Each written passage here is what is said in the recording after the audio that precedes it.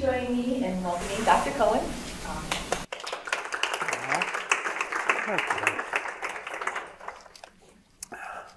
Well, thank you so much. Thank you, Wendy, and to the sociology department, and Mrs. Geller. Thank you for supporting this, and all of you for coming. Those of you who are sitting way over there, I hope you can see. If you can't see the slides, it's going to be boring, more boring. So feel free to get a good vantage point. I'm going to try to leave some time for questions at the end. So I hope I will get your responses as we go. This, like Wendy said, this is a new book which is done, but it's not. It's coming out in January, and this isn't my first time taking sort of the whole thing out for a spin and a talk. So thanks. I appreciate the invitation, and I'm happy to try to talk about it today.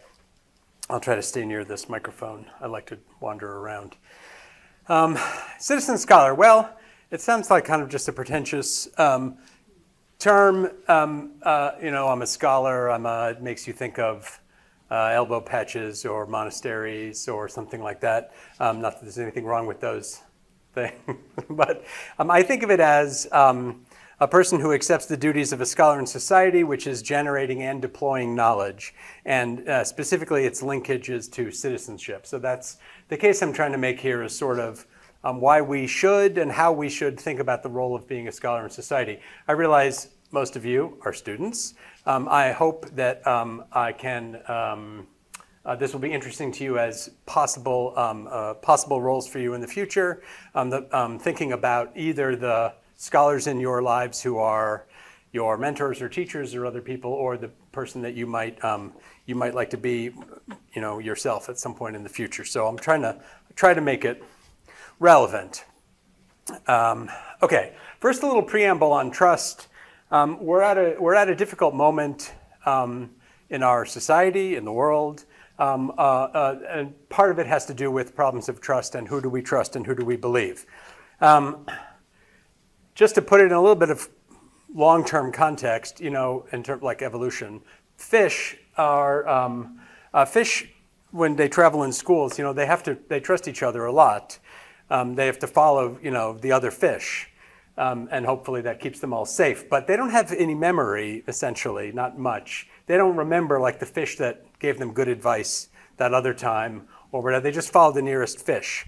Okay, so it's pretty primitive level of trust, you could say. People in sort of pre-literate or pre-digital or pre-print people, we have memory, we can have a reputation. You help somebody, they remember, they tell somebody else, then someone else, the trust sort of adheres to the person a little bit because of your past deeds, what we call gossip, in the good sense or bad sense, but sort of your reputation.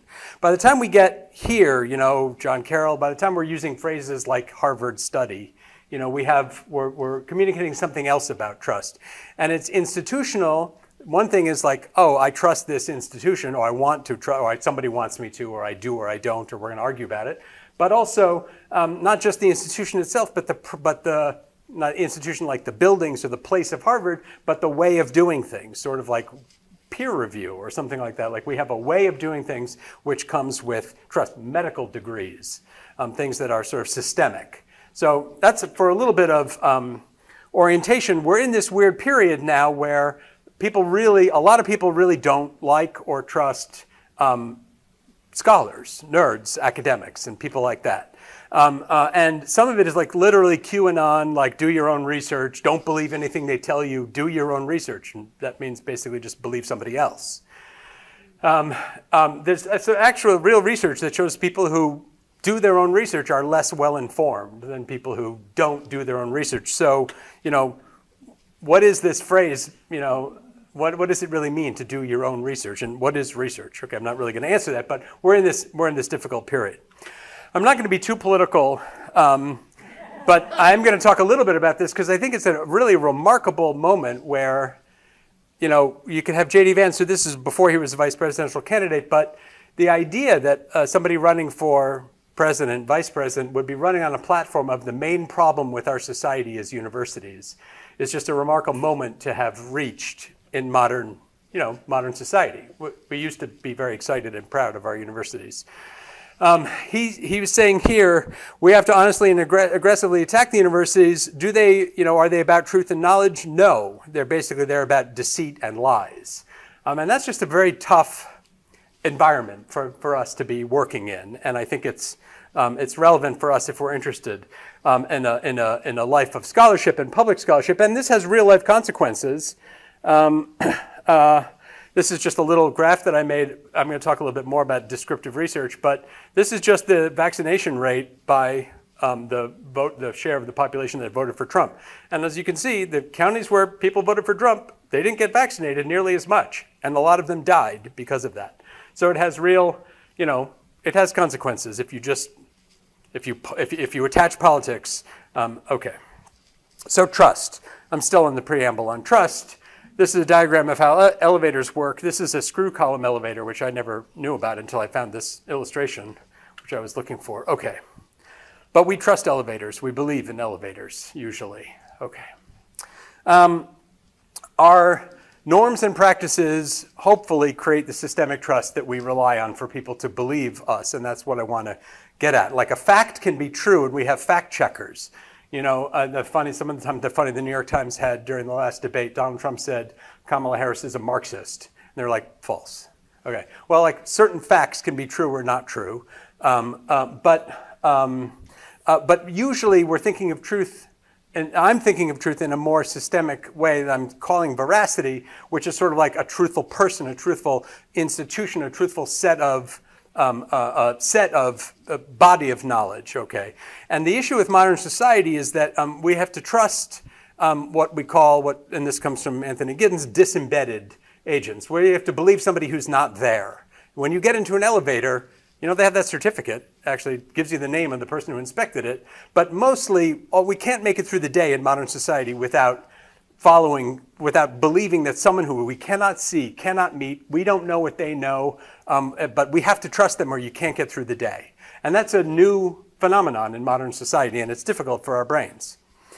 And it's important for democracy also. So I'm going to make a little bit of a connection between trust in scholarship and universities and all that and this democracy element, because like our votes will be counted, our elevators will work, we rely on systems that we can't exactly verify. And this is one reason why authoritarians always undermine trust itself, because they're trying to undermine the institutions which are threatening to them and create a vacuum, right? Trump in his inauguration speech, the first inauguration speech, said, I alone can fix it. And the point was, don't believe anything, and then he will fill that gap. Okay. So I make the argument in the book that scholars can be re-embedding agents. That is, if you're walking around not trusting the system or experts or your doctor or vaccines, the one thing you can get from a visible public intellectual, a citizen scholar, is that re-embedding experience, that connection with somebody who represents all that. Okay, so for us to be present is the point. I want to make a distinction between trust and faith, and you got to have Einstein in your talk about, if you're talking about science in abstract terms. The difference between trust and faith. Einstein did not think we should have faith in authority. He thought that was very foolish. But we do have to have trust. And I realize, you all probably know a lot more about faith and stuff than I do. I never took a course in religion in my life. So excuse the characterization. But basically, trust is evidence-based. Faith is somewhat different. Okay, let's just say it comes from something like tradition, persuasion, or God, or something like that. It's different from evidence and deliberation. We want that trust, but we're in a secular vein. Okay. So that's where I'm going on the concept of trust. This is sort of the things I'm going to run through. Working in the actual world, a pitch for doing descriptive work. Open scholarship, in particular, being accountable to the public, some about engaging, bunking and debunking in the public sphere, a little bit about social media and activism. So that's where I'm going to go. Okay. Just for context, a lot of us went through, well, if you're alive and grown up here, you went through the pandemic so far. It was traumatic.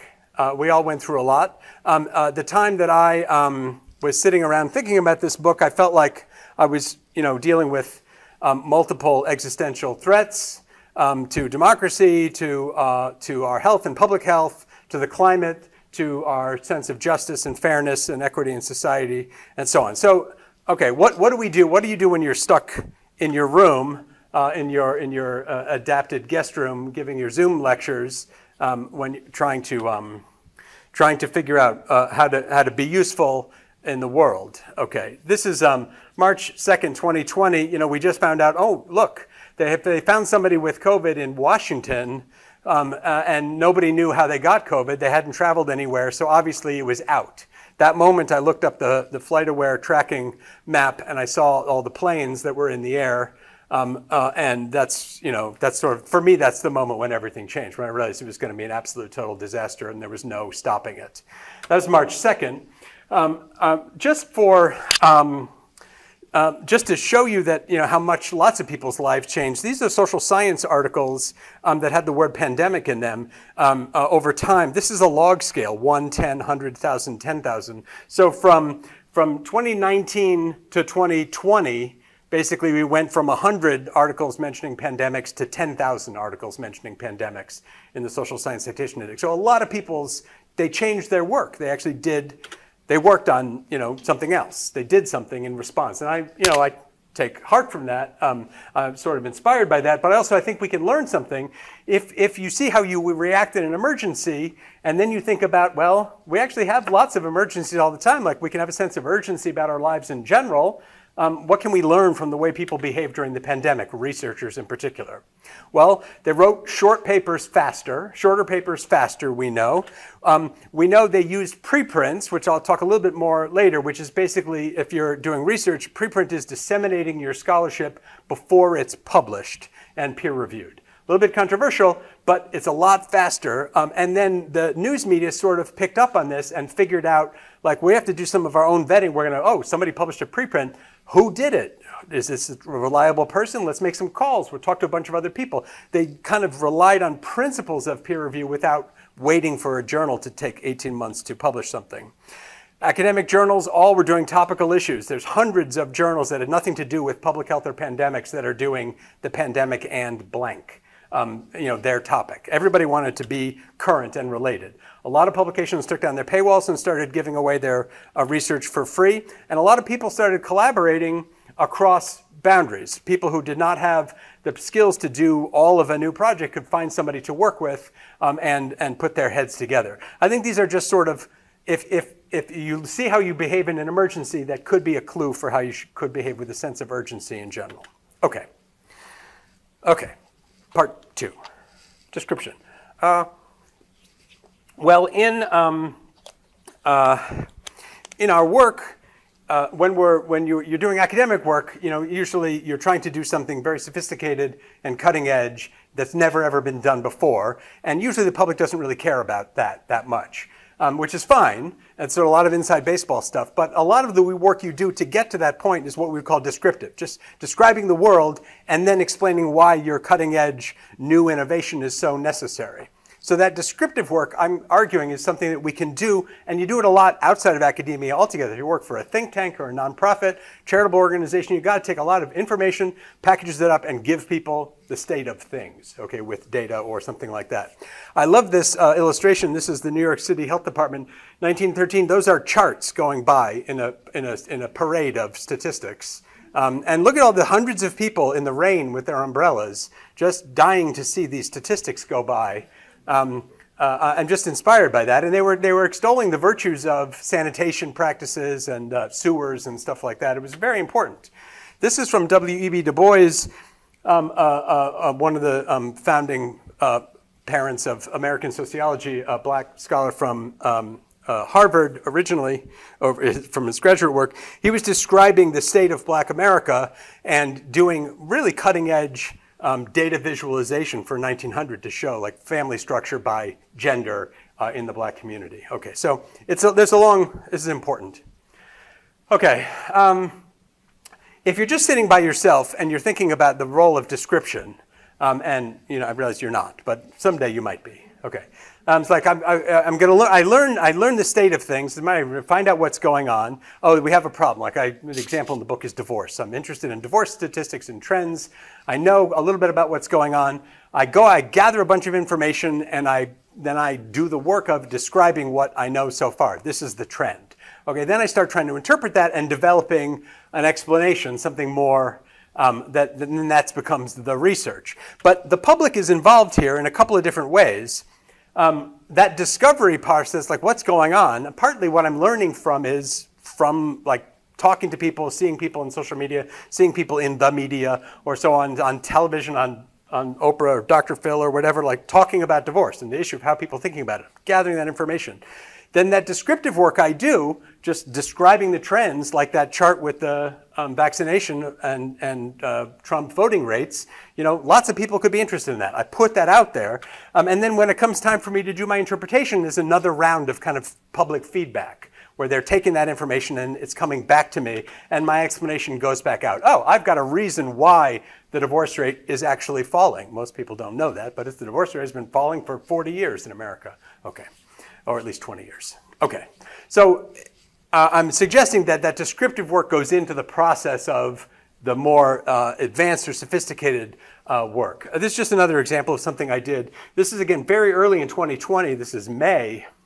We were just getting the data together and the capacity to like get daily updates on COVID cases for every county.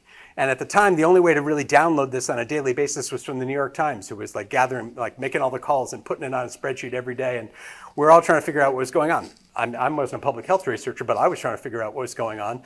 And so just plotting what was happening in every county and looking at the graphs, I saw these huge spikes. And so I just went on literally Google News and just started Googling the names of these counties to see what is going on. And I figured out that there were concentrated outbreaks having to do with prisons, meat processing plants, and nursing homes. So a lot of places, a small town, oh, they got 20 cases down the road at the nursing home, and it's spread everywhere. Okay, so I quickly published a little article. Not that important. Lots of other people were doing more important research, but just that descriptive finding, I wanted to get it out there as soon as possible. Just an example of trying to respond. Okay. We were talking about birth rates before. Just random other things you can do that are kind of interesting and descriptive. People want to know that everybody's worried about falling birth rates now. We used to be worried about overpopulation. Now we're worried about falling birth rates. Okay. Reporters call me and they say, what works for raising birth rates? How do we get birth rates to come back up? And, it's a short conversation because I tell them, like, nothing. It's literally never happened. So this is the birth rates in all the big countries in the world, and there are basically no countries that have ever gone below the magic number of like 2.1 and come back over. It just has not happened. There's no experience. There's little fluctuations. Oh, maybe if you pay people like $10,000 to have a baby, maybe they'll, but there's nothing that works. So I try to like develop my descriptive statistics skills to make these points, and there's just one way you do. The dot is the lowest level on each line. So the fact that on most of the lines, the dots are at the end shows you that they're at their lowest fertility level today, right? That's what it means if the dot is at the end of the line. Europe is a little different, but they're still all very low. Anyway, okay. Description. Description is another way of saying that we can bring people into our research sort of at an earlier stage, like literally what is happening before you get into like, oh, and did you know that this super complicated thing is also true? Okay, openness, accountability. We've had a few high-profile fraudsters in academia. These are some of them. Just like to, further shame them by putting their pictures up. I don't know, it's not very generous, I guess. But there are people who've sort of violated our trust. And the important thing about this is their fraud was revealed because they were following the norms of open scholarship, especially Francesca Gino, the newest case, a big name at Harvard, a business school, highest paid professor at Harvard. TED Talk, $50,000 a speech, appearances and stuff. And she would, all about this social psychology stuff like, oh, if I ask you to tell a lie, you're going to be more likely to pay more for cleaning products, stuff like that. Like social psychology. I'm not to knock social psychology. People looked at the data that she shared. In psychology, they have, partly because of Diederik Stapel, who was a fraudster in the previous generation, psychology has a rigorous norms of you have to share your data. You can't publish without sharing the data. They looked at her data, and it was like quite obviously faked, a lot of it. Okay.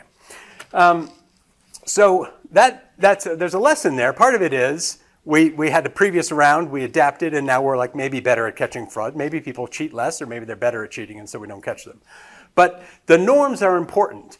If I give you some research, you are not going to go check 99.99% of the time, you're not going to go check my work.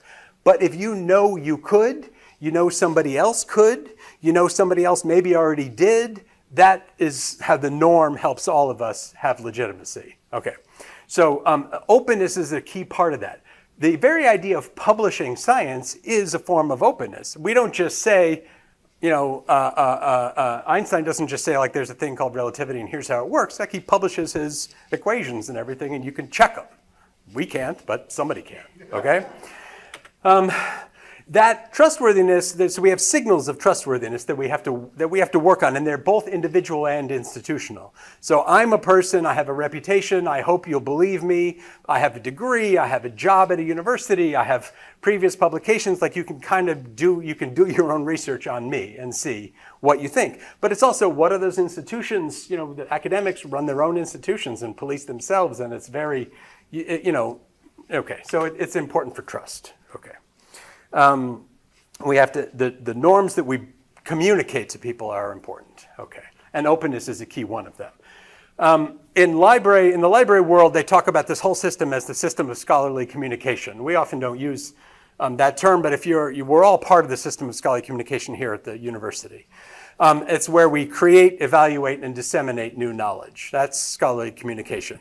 And there's opportunities for openness at each one of these stages. And you can think about, oh, I'm learning some new information. What is the paper trail here? What's the openness behind this work? Can I see the data? Can I know exactly what methods they used? At least it's going to be described somewhere. What about the peer review? Peer review usually happens in secret by experts that are anonymous. You really got to trust somebody if you're believing in peer review. And I think it's not going to hold up very much longer. I think we're going to need open review. We're going to need to see who are the reviewers, what did they say, why should we trust them? And that is possibly coming. And then there's dissemination. Am I just telling you the result and it's getting reported in the newspaper, or can you actually go read the article or go read the research for yourself? This is the easy one. This is just changing the business model a little to give you the article instead of making you pay $50 for it or subscribe for $10,000 to the article. Okay, lots of opportunities for openness, and I talk more about them in the book and the details of how to do it and so on. Wendy mentioned Social Archive. We created an open archive for people to basically post their papers. That's all it is. It's pretty cheap for about, you know, I don't know, counting the service that we pay, I don't know, $25,000 a year, and we're publishing, you know, a few 5,000 papers a year and archiving them forever. It can be very cheap. Okay, doesn't have to be this elaborate, expensive thing. Okay, okay, so openness is good. It's important for trust, accountability, if we want our community to support us. On the other hand, openness makes you vulnerable. If you say this is how I did everything and you can check it, what if they check it? Right? Or what if they just want to harass you? What if they want to dig through your materials and find stuff that looks bad in public? Okay, so there are some issues. It's not so easy to decide. And it's not so easy to just be open all the time. There are reasons why we don't want to do that. I make a series of arguments for different sort of entry points to the logic of openness. We want to develop our accountability. Openness is actually very efficient. It lets other people build on our work more quickly. At a lower cost. It's good for diversity and equity because it shares our materials with people who have less resources than us, so they can get their research going with less cost or investment, and eventually maybe we get rewarded for this. Okay. So if you're in anywhere near the business of research, I want you to think about these questions. Can we be more open? Okay. Bunking and debunking. Peer review, you probably have been told, if you haven't done it already, you've been told by your professors, like, there's a big difference between research that's peer-reviewed and research that isn't. And you got to pay attention to that. The peer-reviewed research is better. It's more important, it's real, it's true, or something. I'm not telling you that your professors are wrong, or that they're saying it that simplistically, but something like that, hopefully you have heard, that there is a difference between peer-reviewed research and research that is not. Okay, back up on trust for a second. You have to have trust. It's not, but trust is not about being informed. Is not about knowing everything. It's about knowing who to trust. Okay, that's what I mean about trust. Formal peer review is one system we have for that. And I don't want to say anything bad about it, except it's grotesquely expensive and inefficient and poorly run, and it's probably breaking down. But that's not its fault. Okay, it's a great idea, and it's a great institution. If you think about the scale of it, this is already 7 years ago, the most recent numbers I could find, 14 million articles a year being peer reviewed, or 14 million incidents of peer review, 69 million hours, that's 33,000 full-time scholars basically just doing peer review. That's their entire job. That's like more than the entire University of California system. So it's very big, okay. And all the crazy thing about that is they're almost all doing that for free for publishers that are making money off them doing that. Okay, sort of a separate issue. But we should not hold ourselves hostage to that particular system. The principle is great.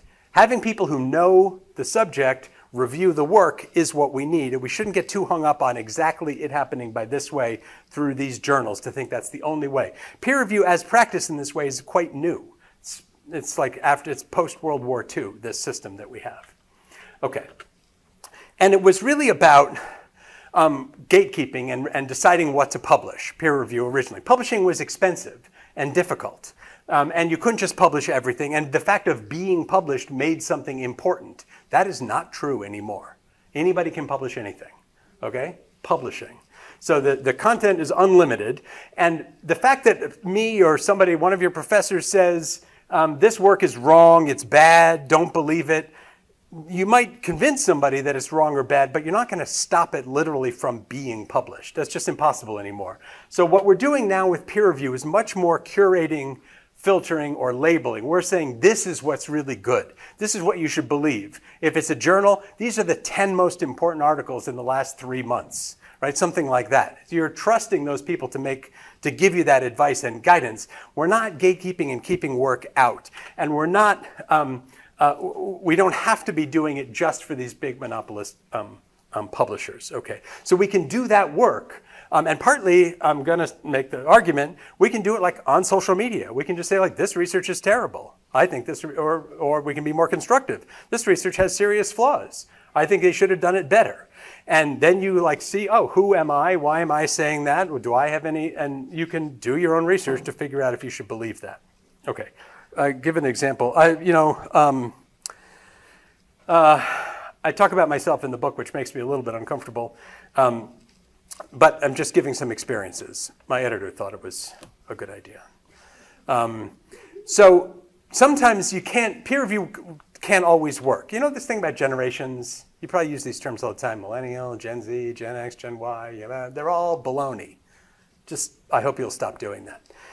But it's not baloney that generations as a concept don't make sense. In immigration, first generation, second generation, did your parent, my grandparents were immigrants, I'm a third generation. Okay, that makes sense. But it's this labeling, the names, the stereotyping, the rigid definitions. You know Venus and Serena Williams, do you know who they are, the tennis players?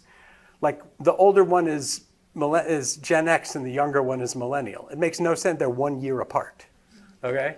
Donald Trump and Kamala Harris are each 6 months before or after the baby boom. Like they could have been the same generation. They're obviously not. Okay, but this is very slippery and there is no real peer review to criticize this concept. But those of us who are demographers, sociologists, and people this has been driving us nuts. That it's basically a system for generating ageism and stereotypes and just not thinking seriously about important issues, which are important. Like when you're born really matters. Like if you grew up with an iPhone, that's really different from someone who didn't. That matters. If you were in kindergarten in the pandemic, like you may be affected forever, okay? Like we all were in different ways. That's important, but it's just the categories in this, anyway. So I got like a bunch of demographers in social science together. We went to the Pew Research Center which does a lot of this research on social trends, and they were using these terms constantly and getting tons of clicks. Okay, everybody likes clicks. But there was we couldn't say, like, no one was asking us to peer review this work. So we just went to them and said, like, we really think you're doing it wrong. We urge you to stop doing this. Publish this op-ed. And they said, like, okay, well, we're going to think about it.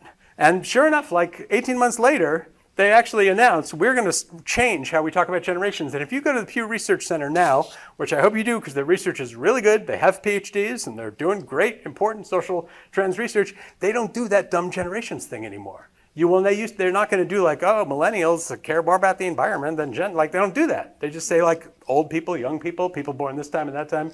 They tell you what, anyway, it's much better. Just an example. Bunking and debunking. Not that we can all run around just constantly correcting everybody. That's just annoying and obnoxious. So, but what is our role? Is this in my area of research? Am I an expert? Am I the person to make this comment? Can I do it in a constructive way? Can I behave well? Can I give people credit for their work?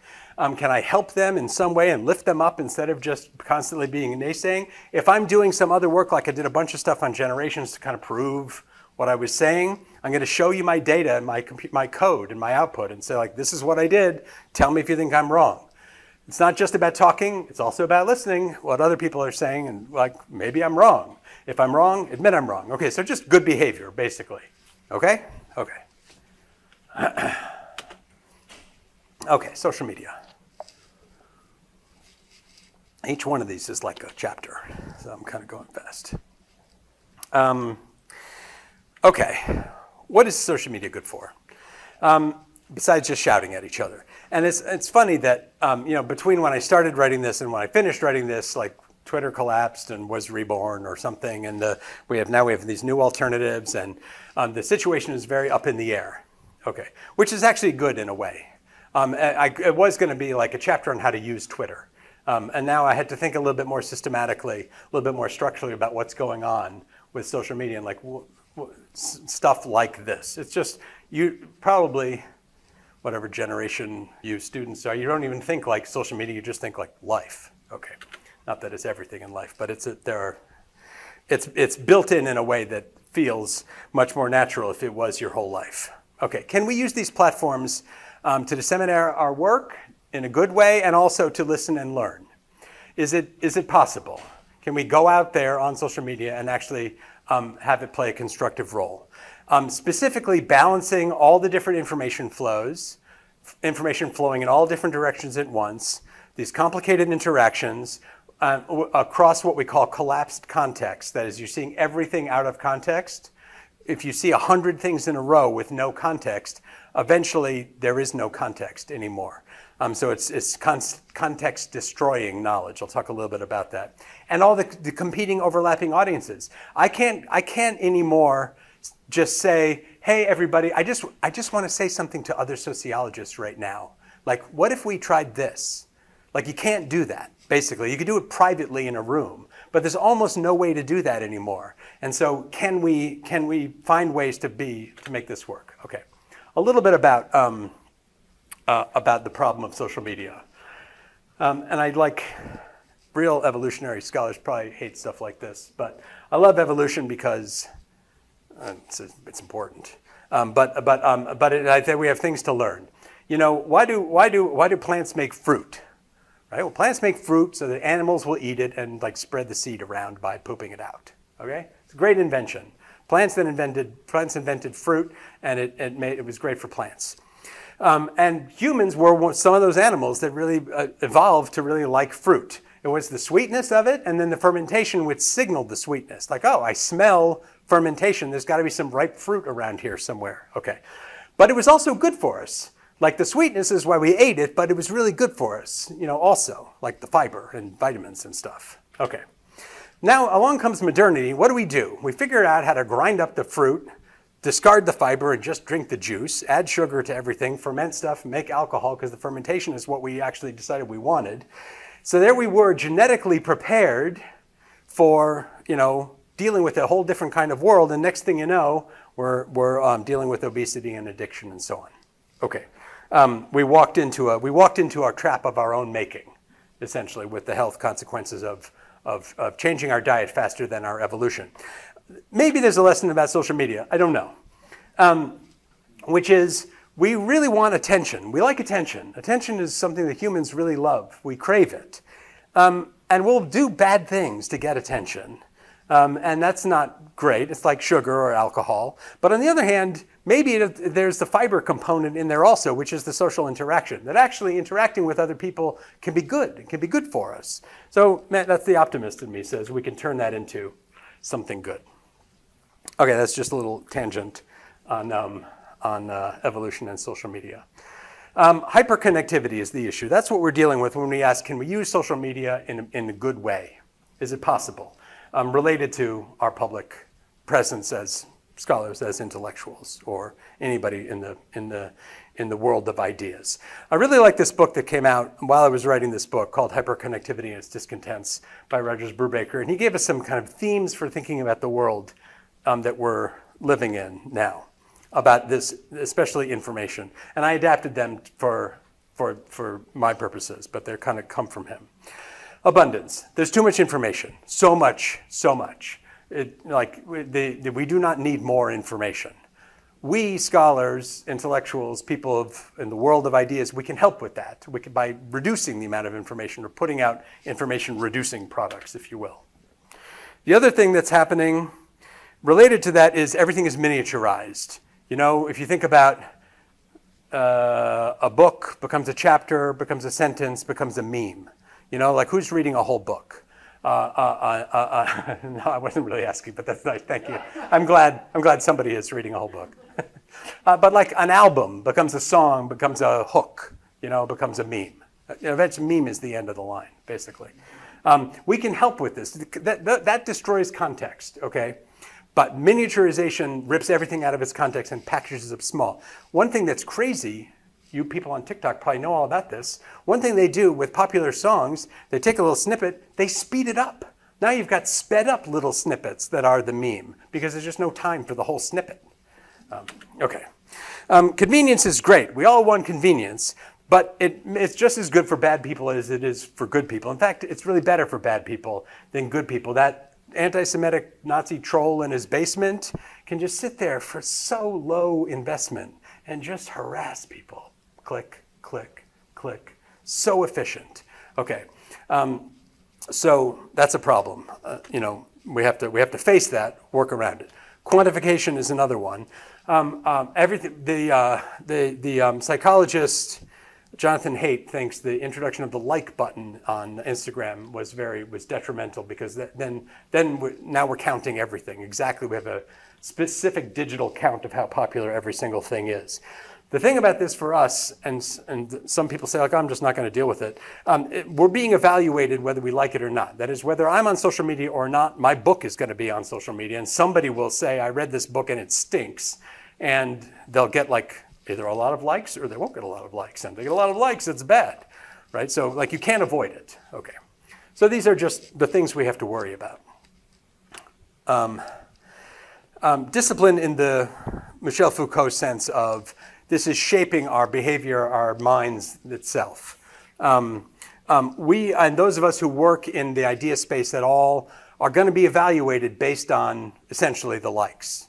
The retweets, the clicks, the followers, the platform. If you have a lot of followers, it's much easier to get a book deal, right? If like we all live in this world again, whether you want to or not, and it conditions our thinking. You can't avoid it, so we have to deal with it. So, given all these things, I have some advice, and some of this is just good advice about life, I guess, or positive advice about life. Be generous. Don't just go out there for yourself, but lift others up.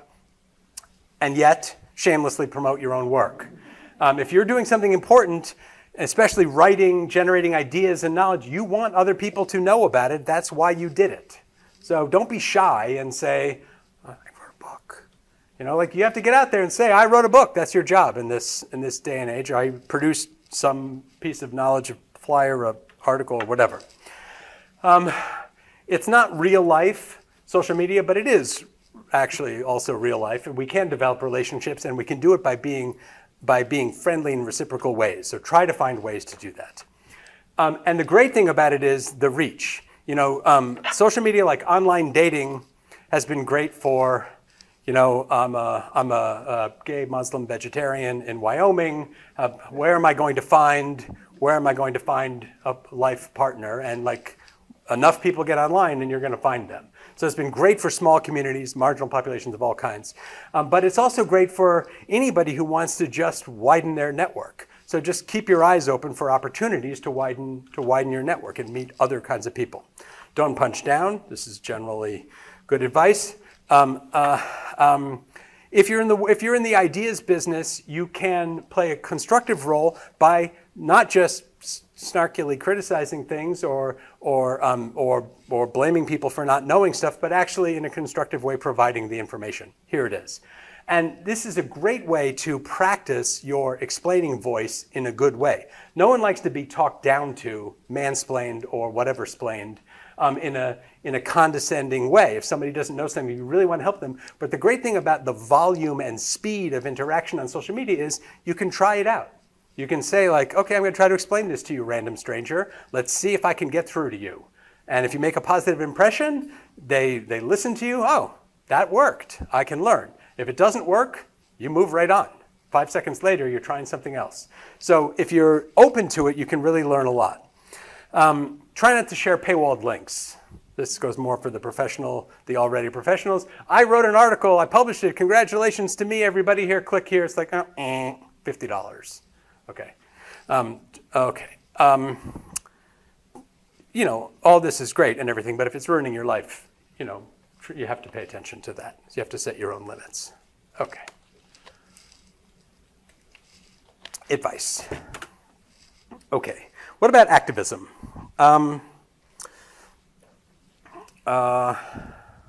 It's interesting. Sometimes, well, you're not, most of you aren't taking notes. Sometimes my students complain I talk too fast.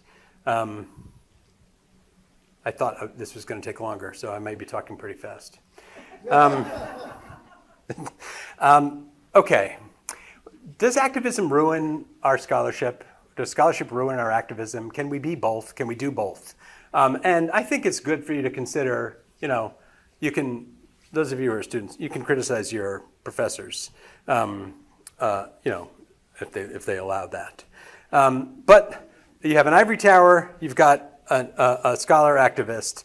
These are sort of like two poles. I'm kind of trying to be somewhere in the middle, which probably, hopefully means boring both extremes. I do not think that being an activist or being politically active in some important ways ruins your scholarship. I think you can get out there, as you'll see, I can get out there and say, I think Trump is absolutely terrible, disaster, terrible for humanity, and he absolutely must not win, and then go on being a respectable scholar. I'm going to make that argument. On the other hand, you can't say I'm going to refuse to do that because we're citizens. We can't give up our citizenship just because we work in the world of ideas. So I'm going to try to kind of juxtapose these two roles that I'm putting together. Okay, these are sort of in the extreme version of each of these roles. You know, and when I say citizen, I should have said, you know, I mean citizen in the sense of world citizen or member of a community. I do not mean legal citizen of a country. I should have said that at the beginning. Okay, so this is not citizen in any kind of exclusive sense. Every single person is a citizen. Okay. In our roles as citizens, we take a stand on things. That's what we do. We express ourselves, we vote, we agitate, we protest, we write letters, we talk to our friends or whatever. And we take positions, we take a particular perspective. It's not our responsibility as citizens to reflect everybody's point of view, right? We can have a particular perspective and point of view. And we go out there and express our roles, and that's a risk, right? We're saying, this is who I am and this is what I believe, and that's like an active citizen does that, and you know, it could be risky. On the other hand, in the other extreme version of the scholar is somebody who maintains an objective distance from the subject, does not take a stand necessarily, expresses every side of every issue, does not adopt a particular positionality. I'm not going to speak for a particular perspective or group, on this issue. And the risk of that is indifference, that you go through life professionally not caring. And that's sort of unacceptable. So can we kind of combine these? And one thing that sort of happens is people end up kind of people end up criticizing each other. Okay. So some thoughts on balancing these things. One is, if you're doing any kind of research, research is about discovery, and if you already know the answer, it's probably boring research. Okay, and it's an opportunity, if you find yourself doing research where you already know the answer before you start, it doesn't mean it's not important work. If I say, there's a lot of inequality, and I'm going to do something about it, and one of the things I'm going to do is I'm going to make a chart that shows you how much inequality that there is. That's going to be important research, but if I'm not learning anything new about it, it's limited. Okay, so it's of a certain kind. It could be important intellectual work. It's not research in the sense of discovery. Okay, so and there's an opportunity there to challenge your assumptions. If you find yourself always knowing what your conclusion is before you start, then push yourself a little harder. Those of you who've ever driven a standard transmission car know if you never stall, you're riding the clutch. Or if you never miss a flight, you're spending too long waiting in airports, they say. Right? Okay. And one difference between activists and scholars, and these can be the same person, but in our different roles, activists don't want to run around spending a lot of time and energy and precious resources and public attention explaining how they were wrong and they changed their mind and they learned their lesson. That's not activism, that's not productive activism often. But for scholars, it really is. So one difference between the citizen scholar and just a regular activist is we make that part of our business to explain, to really ruminate on our being wrong. And if you're never wrong, again, you're being too cautious. The bias is also important. It's not just that if you know the results before you start, it's problematic, but if your results fit too well with your assumptions, then maybe you're doing it wrong and you're being too gentle, you're too easy on yourself. And hopefully they teach you this in your research methods class. You pay attention to your biases and be tougher on your results. Be tougher on yourself if the results support your assumptions too easily. Like, oh, press the button, get the result. Wow, see, just what I thought. Publish, right? That may be a mistake. Like that's when you could be making a mistake and not paying careful enough attention. Again, it's different, a little bit different from the imperatives that activists face. And then, that should say state your positions. State your positions. So I think I'm going to talk a little bit about Trump and everything. I don't think if I do some research on divorce trends, the fact that I've also agitated against Trump as a president makes my research on divorce trends wrong or suspicious or you should worry about it. But I'm going to let you judge that. I'm not going to put it in my article on divorce trends, but I'm going to make it accessible in the information I put out there. Yes, I have this kind of quasi-activist identity. I make these political public statements. You can know that about me, and you can judge if you think I'm wrong about divorce because of that. I leave that up to you. So I don't want to hide that. Okay, and then we were talking about this earlier. If your goals are if everybody agrees with your goals, then maybe they're too boring. Freedom or equality or something. I think poverty is bad. I think mortality is bad. That's not a very ambitious statement, but you do have to acknowledge, different from, again, just a regular activist, you have to acknowledge that different people with different positions have different ultimate goals, different intermediate goals, different values, and you have to pay more attention to them. And hopefully, that enriches your activism, just your political work, just in the same way that it does your scholarship. So these are all ways that these roles modify each other. Okay. In sociology, we've had since I guess about 25 years or so, we've been using this term public sociology, really talking about the role of sociologists in reaching the public, doing public sociology. This is Du Bois as an old man, 1963, kind of an exemplar of this work. But I really want us to get beyond, and this applies to any kind of research, the idea that the public part of doing the research is just everybody, trying to get other people to read the research. Just getting people to read the research is not exactly the same as public engagement, right? You have to listen to what they think also. And there's, in particular in academic work, there's this tendency to have like a policy implications section on your work. And sometimes these are kind of funny, like I found in this research that if we gave this money to people, low-income families, their children did better in school, or they were less likely to be evicted, and maybe that had good outcomes for them. Policy implications, socialism. We need socialism, right? I was like, well, okay, it's not exactly directly implied from the research, but you get the point, feeling these academics are like really dying to give you their opinion. It doesn't exactly work that way. A great and terrible example of when just having the research did not do it was the 2021 child tax credit. So much research has gone into this. Poverty is not a complicated problem. It's not a quicksand. It's not an impenetrable intergenerational cycle of dynamic with person. It's just a shortage of money. And we have the research that really, really shows this, and giving poor people money literally ends poverty. Okay, if you want to end poverty. In fact, how much money are we talking about?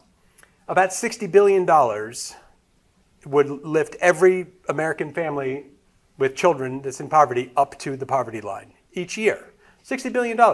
Elon Musk could do it 4 times. Every poor family in America could be lifted up out of poverty. Okay, the taxes that Apple is avoiding by putting its money in Ireland could easily do this. Anyway, so Biden came along and they had this big bill, this big pandemic relief bill, and they raised the child tax credit by like a few $1,000s, and they paid it out monthly, and they made it refundable so that even if you're not paying taxes, you got it. So it was like a reverse tax. They basically gave poor people a lot of money in 2021. And several million people were lifted out of poverty. The poverty rate really, but in order to get it passed, they had to make it temporary.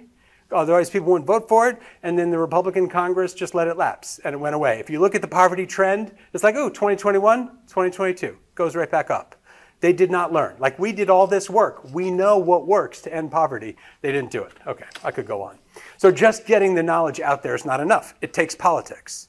Like, you have to win politically if you want to get stuff done. And sometimes there's just no time. Now, there's always time to do science, but you can't always wait to act, right? And I don't want to say anything bad about science. I love science, all kinds of research. Du Bois, reflecting, later in his life, says, I saw the problem, could not wait for the last word of science.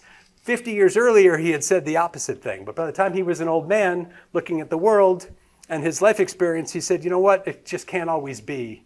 You can't always do the science thoroughly first, which is sobering. Okay, Trump. So when Trump was elected, I was distressed. The night my daughter was, I had a daughter who was 10, and I promised her he was going to lose. Bad parenting. Do not do that. I was like, don't worry, because then she'd watch the debates. She was like very upset. She's Chinese. She was like, oh, well, it's so racist. This is terrible. It's like, he's definitely going to lose. He did not lose. She took it much better than I did, somehow. Okay, it's fine now. So I was already on Twitter. I was already verified, which used to be a thing on Twitter. And I had a few thousand followers. So I was like well positioned. The algorithm liked my tweets. And I would go on Twitter and I would post stuff like this, like right after these are all memes that I made. Right after he tweeted, I would post these things. Okay, not all day. Okay, he was very predictable. Like you knew something was in the news, he's going to tweet about it in the next 20 minutes. It just was not that hard. And if I did it right, I could get like a lot of likes. Okay. And I tried to be, I'm not, I was, this is not sociological, but I was doing it on my account, which is my professional account, my personal account, just my account. I don't have that thing that says my tweets may not reflect, that people have that. I don't know if that makes any difference. So I was I was aware that I have a reputation, and I'm not just an anti-Trump Twitter troll. I'm also a sociologist. I publish stuff and stuff. So I tried not to use a lot of unnecessary profanity. I tried not to tell lies. I tried to be responsible with the facts. I didn't violate terms. I didn't insult people. I didn't dump, the personal addresses of my opponent, like all the stuff that people did to me. I didn't call them. Anyway, so I did this. And what happened was, at some point, there were a bunch of, a lot of people were doing this. And the Trump's Twitter threads were like a little bit like a public square, actually. And that's the case that we ended up making. He would tweet something, and then thousands and thousands of people would reply, and that would go on. Not that they were replying to his tweets, not because he was listening, but because we were all shouting at each other. And we were encouraging the people that were on our side, and we were, it was a roiling public situation. And Trump and his people hated that. And at one point, his social media director, Dan Scavino, started blocking people. And just like maybe Trump got mad and threw ketchup on the wall when he saw something he didn't like why are these people liking these tweets that are saying bad things about me? Can we get rid of them? So they started blocking people. And I was one of the people that he blocked from Trump's Twitter account. And right at that time, this place called the Knight First Amendment Institute at Columbia University decided that this was unconstitutional. And the argument was, when Trump can have a private party and just invite Nazis to his party if he wants to. I'm not saying he would, but he could. Or just Republicans or something. But if he says this is a public space for debate, then he can't say, and by the way, only Republicans are allowed to participate, right? So he created a public forum, and in First Amendment law, you can't practice viewpoint discrimination in a public forum. That's why, and this may not be a big issue on this campus, these campuses that are regulating speech now, they're using the phrase time, place, and manner. You probably hear this all the time. They can regulate the time, the place, and they can say you can't use profanity for your protests on campus, but they can't say only Republicans are allowed to protest if it's a public university in any way. Okay, all right. So we sued Trump for blocking us, for violating the First Amendment. And we won. Sued him in the Southern District of New York, and then it got upheld by the Second Circuit Court of Appeals. Interactive space is a public forum, and exclusion is unconstitutional viewpoint discrimination. Okay, so that was great. Okay, sociologist sues the president. Of course he does. So is this discrediting to me, to our whole profession? Should I not have done this? I don't think it harms all of social science by association. I don't think it undermines my research because of all the practices I've been telling you about, because you can check my work, because somebody else can check my work, because it's peer reviewed, because I have a job, because I have a degree, all these things. I want to believe that it's okay to do that. And I do think it also made me a better plaintiff. The plaintiffs that the Institute picked to be in this lawsuit were all respectable people that were not like violent, not racist, didn't violate the terms. Okay, I could be wrong. Okay, and so I'm open to the fact that I could be wrong. And sociology has a reputation around the world, for being hijacked by left-wing activists. That's according to the Education Commissioner in Florida. And so maybe that's because of people like me. Okay, all right, skipping that. Okay, so what? You want favor? They're telling me I got to wrap up. So I'm going to wrap up. Okay. So I talked about how to connect our work to what's happening in the world. I talked about descriptive work in particular. I talked about the accountability we get from being open. I talked about the public work of debunking and playing that peer review type role in all kinds of different ways. I gave some advice on social media, and I made an argument about citizenship and how to combine these things. I didn't get to how to have a successful career. I hope you can. Okay, so I'll conclude here. I'm happy to talk more. Thank you. Okay. Now, should we take some questions? Yes. Okay. You have a question? Yes. So, do you regret getting in this little spat with Trump? Should you have just stuck to posting about divorce and marriage and left the politics out? No, I don't think so. And I mean, I do. I think it's possible. I'm sure I did harm to my reputation in some ways. I know there are people who think like I'm not a serious scholar because of that. But I think that's just politics in a way. Like you can't make everybody happy all the time. So I still follow the norms of my profession, and I try to practice responsibly, and I think that's kind of all I can do. But I'm not willing to give up my voice as a citizen, even, look, I'm not like getting arrested, I'm not quitting my job and protesting full time. I'm presenting a very weak middle ground approach. I'm just saying, like, literally you can still be a citizen and express your opinion while being also a professional scholar. I don't know. Do you think it was wrong? Well, I wonder what's going on forward upstairs. Yeah. Maybe people, if you hadn't done that, we wouldn't have a situation. Right. Well, We just have to keep talking about eviction or poverty, Yeah. alcoholism, or Yeah. Oh, that's all lefty stuff too. Right. Right. Seriously, I think The facts are. You know what I mean? Like, I Could think be. the liberal, the reputation of academics is sealed.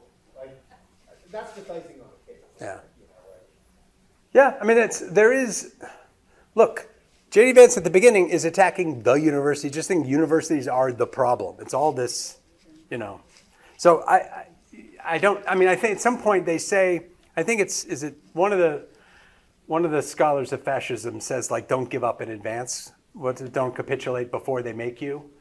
So I think you can't say, oh no, if I do this, maybe something bad will happen. You have to decide how bad it's going to be. I don't know. Yeah.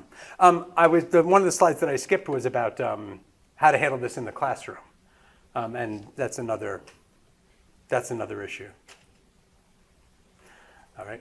Yes. You talked about trust in the beginning. I mean, this hasn't been a new problem. David Putnam going alone. I was curious with your research. What are the trends now and going forward being predicted of? With social trust in general. Okay. Okay. Thank you. Thank you for coming. There's a concept of trust in general, and then there's trust in particular institutions. And we try to study this in ways that are comparable across time. And we do surveys and we ask things like, in general, do you think people can be trusted? In general, and so we try. Trust has diminished over time. Okay, so that partly comes from Putnam, but the research since then is. But I'm not so sure about that as far as I think it's complicated to study and measure. I do think the trust in institutions is interesting because there we can track the exact same question asked over time. And I did some work actually on the question of, do you trust the institution of science and scientists? Do you think they're trustworthy?